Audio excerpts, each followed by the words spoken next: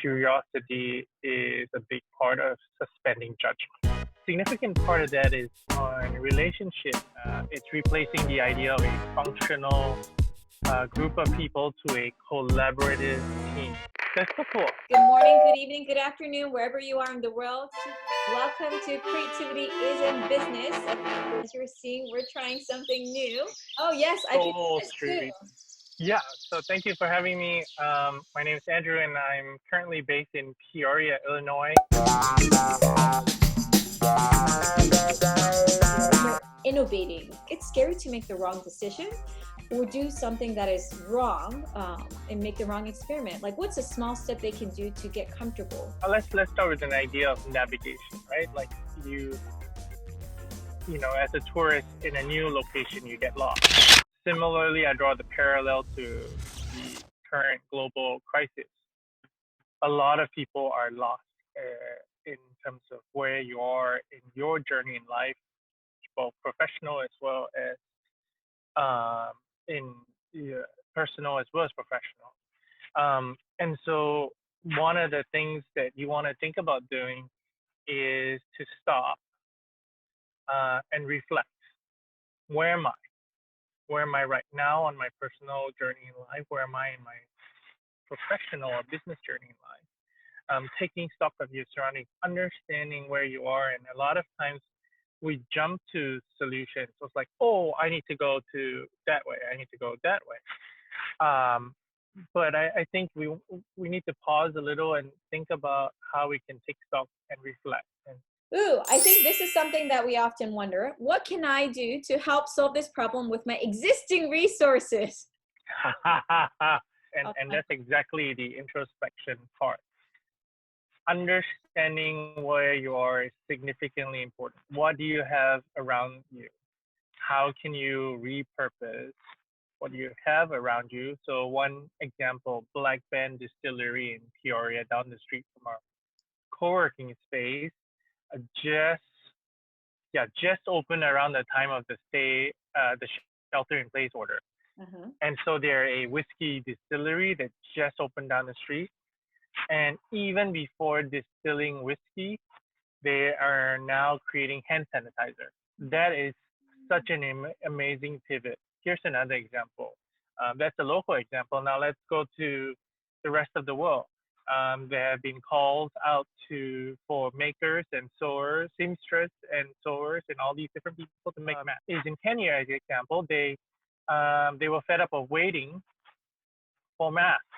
And obviously, it's in short supply everywhere around the world. Guess what they did? So they had a factory that pivoted overnight to start moving from creating clothes to creating masks. And so suddenly, with just a little bit of creativity and taking stock of what's available around you, the tools you have, the materials you have, suddenly there's the opportunity to pivot into a completely new industry. Why having a community is important. Like, why can't I do this alone? Like, it would be so much easier. I would not have people who disagree with me. Like, I can just do my own thing. Like, why should I even have a community?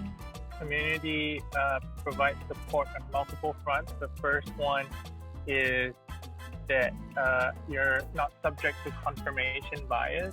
Confirmation bias being, you're a market survey of one, and I built this, therefore it's great, and therefore because I think it's great, somebody else is going to like it. I think it really boils down to the community or tribe that you are engaging with. In the MIT Bootcamp alumni community that as part of the first class that we co-founded,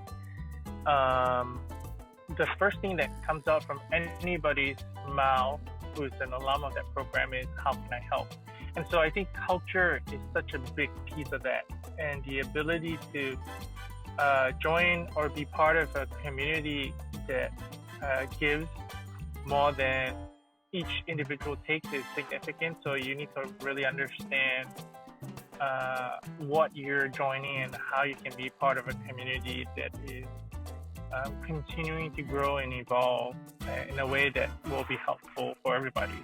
the sum is greater than its part. Really, really important to start with those simple questions, and going back to the intention is, I think, what I'm hearing from your insights. Final thing in regards to finding the right community, psychological safety is a huge part in that. You want to find a community that's open to learning, open to critical feedback. You want to find a community that is a safe space for you to be vulnerable, because we don't know ultimately what we don't know, and we don't try. That's going to be a big issue, because a lot of times in the trying, you learn something new. I would end with saying you're either succeeding or you're learning. Failure is really when you stop trying. Love that.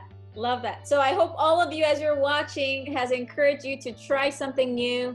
It is okay at times if you get the result that you did not anticipate, because we are learning, not failing. And I would love to also share a quote as a perspective that I think it really resonates with where we are, which is, you miss 100% of the shots you don't take, by Wayne Gretzky. And I think that includes that if you feel like right now, well, Monica, Andrew, that sounds great, but like, I don't have a community like that right now. Maybe then that's part of the shots that you might need to take. Go find those communities, go find those individuals that you feel who is asking, how are you? How can we help each other? As well as being comfortable to experiment. And for those who are in that space, what can you do to keep sharing that more, build on that, instead of feeling that, oh, that's something that we're not going to care because it's too risky. And stay courageous, curious, and creative. And we'll see you next time. Bye for now. Thank you.